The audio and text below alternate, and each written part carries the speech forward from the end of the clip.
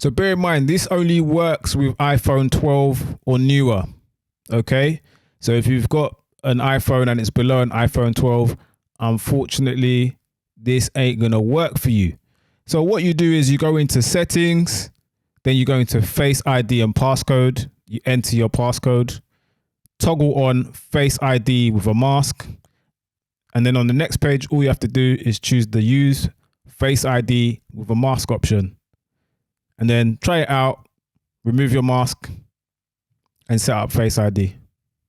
So how it works, it just places an emphasis on authenticating the unique features around your eyes. That's how it works. So you'll still be able to unlock your phone the usual ways as well. So yeah, it's all good. Shout out to all my Android family. I don't know anything about Android phones. Can you guys unlock phones with your mask on? I don't know how it works over there. I don't know. I'm kind of ignorant when it comes to Android phones. I don't think I've ever owned an Android phone. That's really bad. I've had this iPhone, been part of the iPhone ecosystem since the iPhone 4. That's a long time ago. That's like 2010. 12 years. Wow, time flies.